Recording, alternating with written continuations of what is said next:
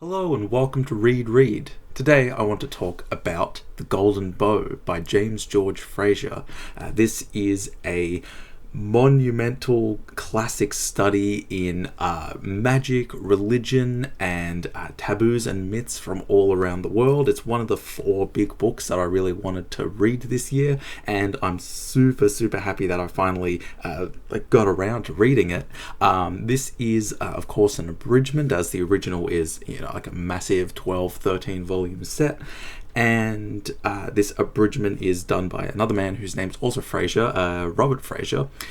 And the interesting thing about this one is that this edition, and I'll get to this a bit later when I talk about specific details, but this edition actually restores a particularly controversial chapter that Frazer wrote on the crucifixion of Christ. But anyway, we'll get started. So the first thing I'll talk about, I took a lot of notes in this. This is such for somebody who interested in myths, mythology, it's the vibe of this book is very Hero with a Thousand Faces or Carl Jung's Man and His Symbols. However, one of the things that I like about it is that it's just so encyclopedic in that there are connections that Frazer makes, and he will oftentimes say, oh, I have this belief about this myth, or this myth about, let's say, the King of the Wood, or Osiris, or Balder from Norse mythology, and I'm going to use these ideas from other culture in a sort of comparative anthropological study in order to justify my beliefs. But one of the things I really like about Frazer is that he kind of knows that you might not make the same connections as he does, and so he opts for a more encyclopedic, well, how about I just list all of these connections as much in full as I can, so that if you kind of disagree with me, you can come back or you can make up your own decisions. At the very least, it'll be a comprehensive collection of as many of these rituals, taboos, magical ideologies in all of these tribes around the world.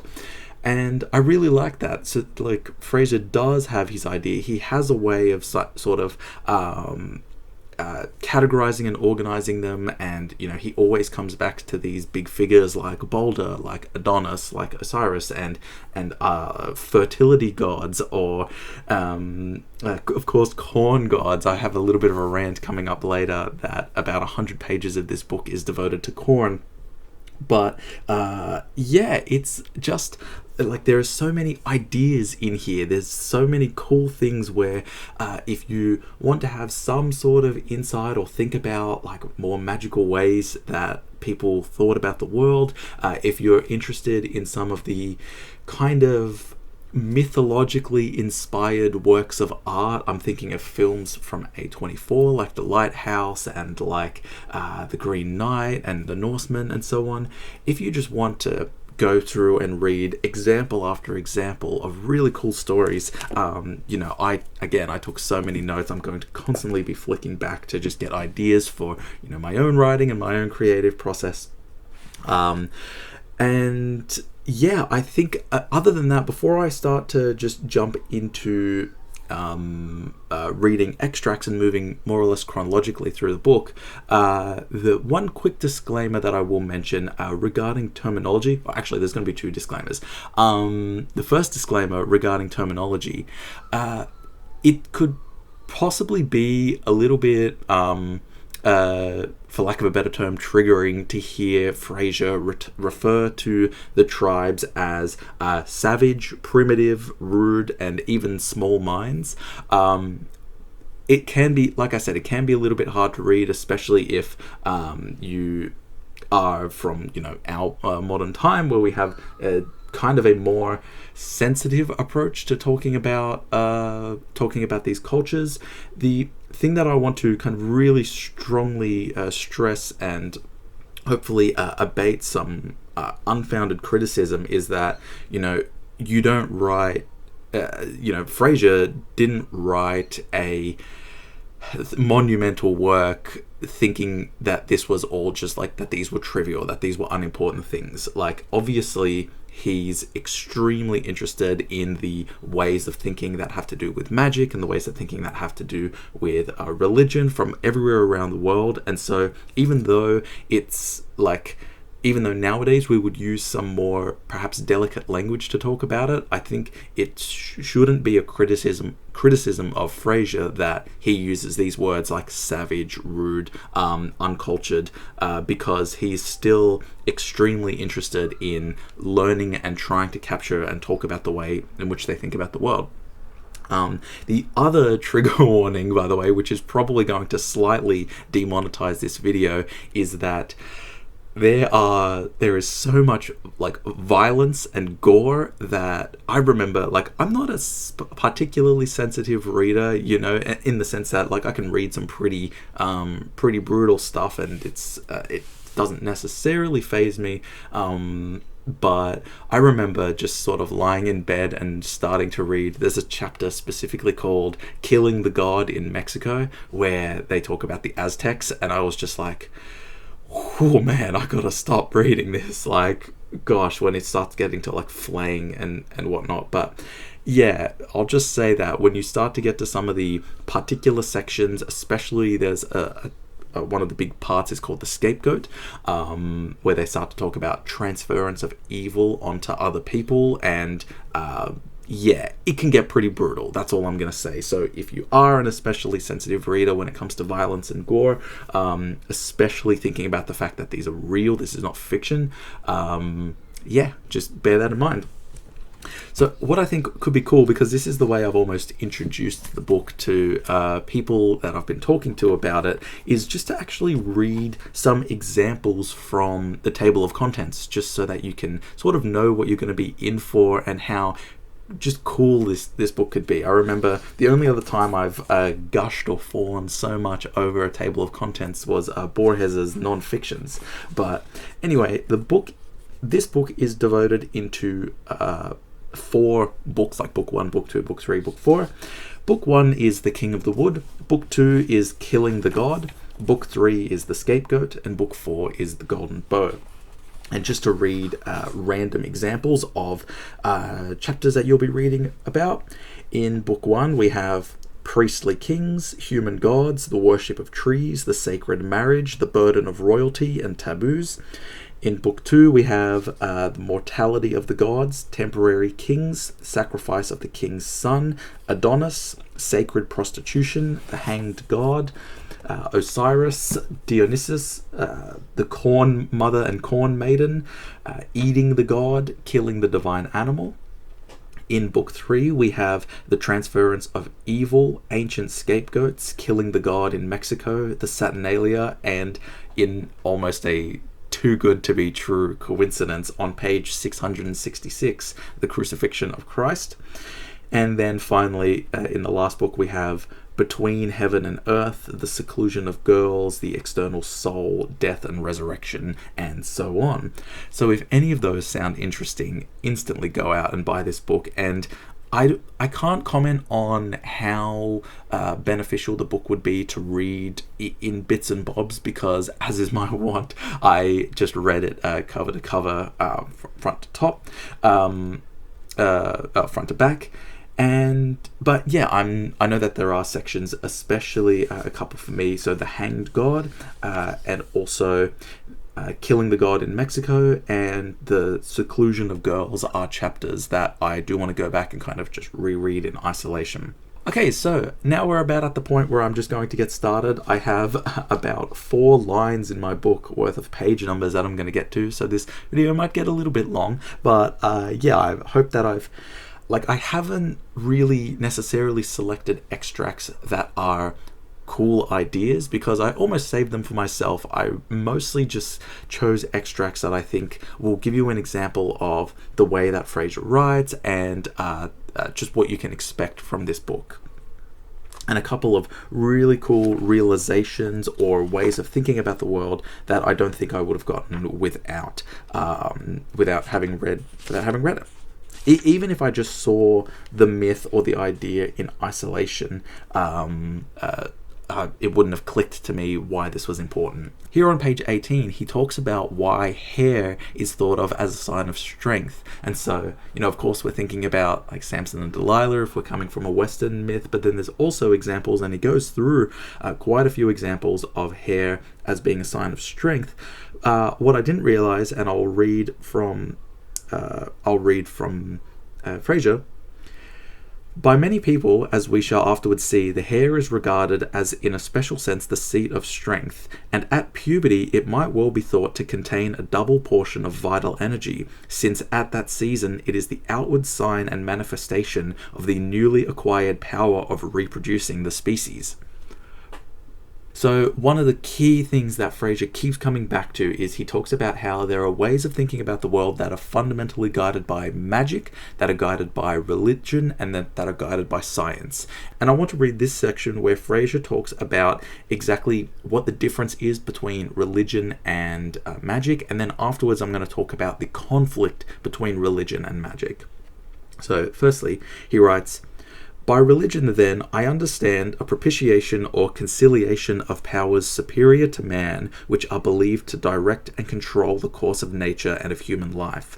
Thus defined, religion consists of two elements, a theoretical and a practical, namely a belief in powers higher than man and an attempt to propitiate or please them. Of the two, clearly, belief comes first, since we must believe in the existence of a divine being before we can attempt to please him. But unless the belief leads to a corresponding practice, it is not a religion, but merely a theology. In other words, no man is religious who does not govern his conduct in some measure by the fear or love of God. On the other hand, mere practice, divested of all religious belief, is also not a religion. Two men may behave in exactly the same way, and yet one of them may be religious and the other not." And then on this second page, he talks about this radical conflict of principle between magic and religion sufficiently explains the relentless hostility with which in history the priest has often pursued the magician. The haughty self-sufficiency of the magician, his arrogant demeanor towards the higher powers, and his unabashed claim to exercise a sway like theirs could not but revolt the priest, to whom, with his awful sense of the divine majesty and his humble prostration in presence of it, such claims and such a demeanor must have appeared an impious and blasphemous usurpation of prerogatives that belong to God alone. And sometimes, we may suspect, lower motives concurred to whet the edge of the priest's hostility. He professed to be the proper medium, the true intercessor between God and man, and no doubt his interests as well as his feelings were often injured by a rival practitioner who preached a surer and smoother road to fortune than the rugged and slippery path of the divine. And maybe I sort of skipped it, but the key transition, or the key thing that Frazer talks about, is that the transition from a magic-based religion to a magic-based thought to religious-based thought is that people who believe in a magical society at core see themselves as one with nature, and all of energy, all magic, all power, just as much as it is out in the trees and in the animals, is within us, and we have the power to do rain dances to make it rain, or do rituals to promote the fertility of crops. Slowly, enough of those rituals just don't work, but we still have it within ourselves to believe that things are organized. And so what happens is essentially we lose, and nature doubles up in the importance and the power to control all things. And so all of the energy, or all of the importance that we thought of ourselves, gets moved out into nature, and that becomes a manifestation of a god that we start to worship. So there's a section where Frazer is talking about the rites and the rituals that you needed to perform in order to be a king, and how one of the key things is that men who were chosen as the kind of worshippers, who were the embodiments of the gods, often lived really hard, really brutal lives, especially in the fact that a lot of the time they were actually sacrificed in the peak of their health, because when they were the embodiment of the god, as long as they were healthy, the god was healthy, but as soon as they started to decay, it was a risk that the god was going to decay, so those men would get sacrificed. And there's a line that comes from the Loango, and African kings, and that really just sort of easily in one line summarizes the kind of stress or the way that having to be in these rites or in these rituals affected the men. He writes, "To these restraints, the heir to the throne is subject from infancy, but as he advances in life, the number of abstinences and ceremonies which he must observe increases, until at the moment that he ascends the throne, he is lost in the ocean of rites and taboos." This is in a chapter called The Perils of the Soul. "The people of Neos think that every man, before he is born, is asked how long or how heavy a soul he would like, and a soul of the desired weight or length is measured out to him. The heaviest soul ever given out weighs about 10 grams. The length of a man's life is proportioned to the length of his soul. Children who die young had short souls." This is another cool thing. This is just sort of trippy, and it's just something that's worth stewing on, that Frazer talks about. Is in it's kind of trippy to think about, but I just almost want to say it and leave it, like to let it go. Primitive peoples or like tribes and magic-based thinking, oftentimes those societies, they thought that they were immortal and that they would live forever if only they didn't die. Like, dying was just something, like an accident that happened. They hypothetically could have just kept getting old forever and forever, like how the earth just keeps getting old forever and forever. However, they happen to have a heart attack or something happens to fail. It's a really cool kind of thought nugget. But then compare that to this idea where there are some American Indians who talk in this book about how the God who created this world is already dead because there's no way he would be able to live that long, and how there are two gods that they worshipped, but neither of them was the one that created the earth. This is cool. This is when Frazer is digging a little bit deeper in what exactly makes a taboo, or the way of thinking about the world. Thus, in primitive society, the rules of ceremonial purity observed by divine kings, chiefs, and priests agree in many respects with the rules observed by homicides, women in childbed, girls at puberty, hunters and fishermen, and so on. To us, these various classes of persons appear to differ totally in character and condition. Some of them we should call holy, others we might pronounce unclean and polluted. But the savage makes no such moral distinction between them. The conceptions of holiness and pollution are not yet differentiated in his mind. To him, the common feature of all these persons is that they are dangerous and in danger, and the danger in which they stand to which they expose others is what we should call spiritual or ghostly, and therefore imaginary. The danger, however, is not less real because it is imaginary. Imagination acts upon a man as real as does gravity, and may kill him as certainly as a dose of prussic acid. To seclude these persons from the rest of the world, so that the dreaded spiritual danger shall neither reach them nor spread from them, is the object of the taboos which they have to observe. These taboos act, so to say, as electrical insulators to preserve the spiritual force with which these persons are charged from suffering or inflicting harm by contact with the outer world. And like 600 pages later, Frazer comes back onto this when he talks about the seclusion of women at times of a menstruation, which I'll kind of save it for when I get to it, but it's really just a trippy way of thinking about that. So there's a lot of talk about how language changes in dialects, particularly in how names are oftentimes a very sacred thing, and so there are some cases where if you were to ask Australian Aboriginals, or if you were to ask American Indians, they would not say their name, and oftentimes they would even just, like, they would be totally fine with their friends saying their name, but they can't say the name out of their own mouth.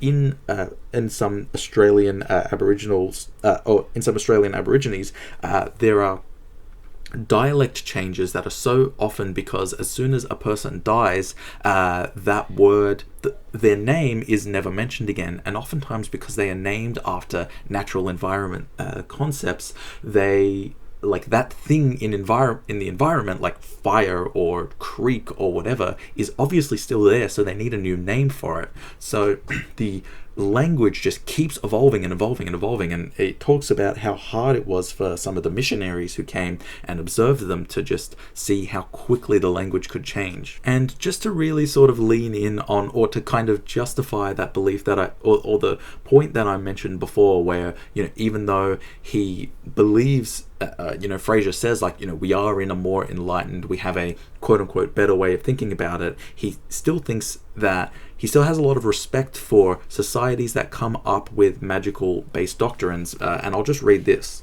We are like heirs to a fortune which has been handed down for so many ages that the memory of those who built it up is lost, and its possessors for the time being regard it as having been an original and unalterable possession of their race since the beginning of the world. But reflection and inquiry should satisfy us that to our predecessors we are indebted for much of what we thought most our own, and that their errors were not willful extravagances or the ravings of insanity, but simply hypotheses, justifiable as such at the time when they were propounded, but which a fuller experience has proved to be inadequate. It is only by the successive testing of hypotheses and rejection of the false that truth is at last elicited. After all, what we call truth is only the hypothesis which is found to work best. Therefore, in reviewing the opinions and practices of ruder ages and races, we shall do well to look with leniency upon their errors as inevitable slips made in the search for truth, and to give them the benefit of that indulgence which we ourselves may one day stand in need of. I really love how close Frazer gets to just poking the fire of religion, and I'll talk about this a little bit more when I get to the section where we talk about the crucifixion of Christ. But I'm going to talk about parallels between Christianity and Buddhism. And this is quite a long section, but I'll see where I can cut it off. In this respect, an instructive parallel might be drawn between the history of Christianity and the history of Buddhism.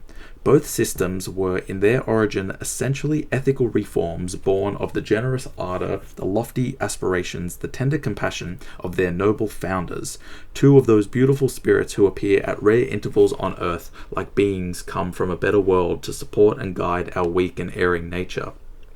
Both preached moral virtue as the means of accomplishing what they regarded as the supreme object of life, the eternal salvation of the individual soul, though by a curious antithesis, the one sought that salvation in the blissful eternity, the other in a final release from suffering, in annihilation. But the austere ideals of sanctity which they inculcated were too deeply opposed not only to the frailties but to the natural instincts of humanity ever to be carried out in practice by more than a small number of disciples who consistently renounced the ties of the family and the state in order to work out their own salvation in the still seclusion of the cloister. If such faiths were to be nominally accepted by whole nations or even the whole world, it was essential that they should first be modified and transformed so as to accord in some measure with the prejudices, the passions, the superstitions of the vulgar. This process of accommodation was carried out in after ages by followers who, made of less ethereal stuff than their masters, were for that reason the better fitted to mediate between them and the common herd. Thus, as time went on, the two religions, in exact proportion to their growing popularity, absorbed more and more of those baser elements which they had been instituted for the very purpose of suppressing. Ooh, gosh, red hot, Mr. Frazer. And just a sort of one line, the history of religion is a long attempt to reconcile old custom with a new reason, to find a sound theory for an absurd practice. And this is especially leaning into Frazer talking about how a lot of religions, especially Christianity, sort of needed to kind of rework a lot of traditions into becoming saints' days or whatnot, just because the people were going to do it anyway. They weren't going to stop doing their ceremonies and their saturnalias and whatnot. This is really cool. This is again leaning back to that idea I mentioned about how the savage believing that the immortal soul within himself is also the same as what's present in all life and all animals. And Frazer writes, The explanation of life by the theory of an indwelling and practically immortal soul is one which the savage does not confine to human beings, but extends to the animate creation in general. In doing so, he is more liberal and perhaps more logical than the civilized man, who commonly denies to animals that privilege of immortality which he claims for himself. The savage is not so proud. He commonly believes that animals are endowed with feelings and intelligence like those of men, and that, like men, they possess souls which survive the death of their bodies, either to wander about as disembodied spirits or to be born again in animal form. And this is kind of it's almost like an anthropological mantra of sort of trying to figure out, where do I look to try and find connections and so on. Frazer writes, it might seem like traditions are just meaningless, they're just like idle playthings. He says, but such forms are no mere mushroom growths springing up of themselves in a night. If they are now lifeless formalities, empty husks devoid of significance, we may be sure that they once had a life and a meaning. If at the present day they are blind alleys leading nowhere, we may be certain that in former days they were paths that led somewhere, if only to death. I'm not really going to read any sections, but Chapter 3 of Book 3, Killing the God in Mexico, is brutal. It is so brutal. So I'm not going to get too into it, although I do have an extract or a chapter to read. But in Chapter 5 of Book 3, The Crucifixion of Christ, this is actually a section that Frazer had to cut out of certain abridgments because, or certain versions, because he, the church didn't like it. He essentially makes the argument that, similar to how in like Aztec societies and other societies where we talk about how a man is embodied as a king for a period or a divine god and then is slain, he makes the argument that this was actually a very similar thing that or the signs look very similar with Jesus being crucified and with Barabbas being held. And he writes this: the hypothesis that the crucifixion, with all its cruel mockery, was not a punishment specifically devised for Christ, but was merely the fate that annually befell the malefactor who played Haman, appears to go some ways towards relieving the gospel narrative of certain difficulties which otherwise beset it. If, as we read in the Gospels, Pilate was really anxious to save the innocent man, whose fine bearing seems to have struck him, what was to hinder him from doing so? He had the power of life and death. Why should he not have exercised it on the side of mercy if his own judgment inclined that way? His reluctant acquiescence in the importunate demand of the rabble becomes easier to understand if we assume that custom obliged him annually at this season to give up to them a prisoner on whom they might play their cruel pranks. On this assumption, Pilate had no power to prevent the sacrifice. The most he could do was choose the victim. Weirdly enough, there are so many things that are just really trippy when you read this book that you find out that they show up all the time in other cultures around the world. One of the ones is the seclusion of women when they are on their period or they're menstruating, especially when it's their first like the menarche or the first period. And two of the taboos or the rules that are enforced on them is that, one, sun can't shine on them. So if women are outside and they have their period, they will go and hide in shade, and then someone will come and find them and like cloak them and then take them away back home.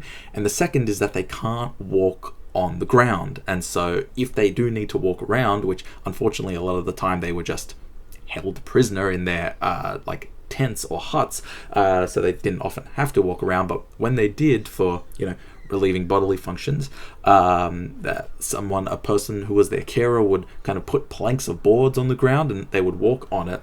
And just a kind of really like a sentence or an observation that Frazer makes that just really messed me up, kind of in a good and bad way. Good food for thought, but it's just a really hard thing to hear, is that he writes, the general effect of these rules is to keep her suspended, so to say, between heaven and earth. Whether enveloped in her hammock or slung up to the roof, as in South America, or raised above the ground in a dark and narrow cage, as in New Ireland, she may be considered to be out of the way of doing mischief, since, being shut off both from the earth and from the sun, she can poison neither of these great sources of life by her deadly contagion. In short, she is rendered harmless by being, in electrical language, insulated. This is another cool, back onto the approach of anthropology. A myth is never so graphic and precise in its details as when it is, so to speak, the book of the words which are spoken and acted by the performers of the sacred rite. Another really cool idea that I loved is, rather than having soulmates, like, there's a soul out there that is the perfect match for you, there are some cultures that talk about this act or this fundamental moment when your soul actually leaves your body and goes into another thing, and then, only then, are you connected. And so he writes, the Malays believe that the soul of a person may pass into another person or into an animal, or rather that such a mysterious relation can arise between the two that the fate of the one is wholly dependent on that of the other. Another cool thing that I didn't know is that apparently, and at least at the time of writing this book, which was the early 20th century, apparently the concept of having totem animals for tribes is almost an exclusively Australian Aboriginal thing. He talks about, this is one of those cool things where he talks about how one of the a potential for why the oak tree is so often worshipped in societies is because they are disproportionately more likely to be struck by lightning. And so, coming back to the golden bow, Frazer essentially makes a point that the golden bow is a mistletoe that is growing on an oak tree, especially because of how it turns, like its leaves become gold, and then eventually after it's been cut it turns gold, and it looks golden, so it's almost like it's stored electricity or fire that has been kept in this tree. That's all that I wanted to say about the golden bow. Thank you for watching. I have one kind of special treat to show everybody who happened to wait out this long to the end. Thank you again for watching. If you're here, you're in the vast desert land of the last couple of minutes of a long video, but I just wanted to show you that actually partway through my reading I came across, for a pretty decent price, the complete golden bow. And it was expensive, but thank you to my generous supporters on Ko-fi for basically making this possible.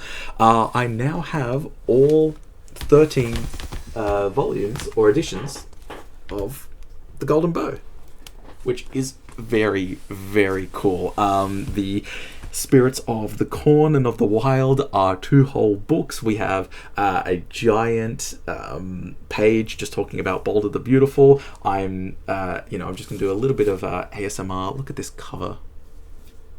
Man alive, I'm so happy that I got this, and maybe the eagle-eyed amongst you would have spotted it in the background of my last video, but I just wanted to show that to you because I'm so happy that I got this collection. If you're still here, that means the world for me, and I hope that you enjoyed this video on the golden bow.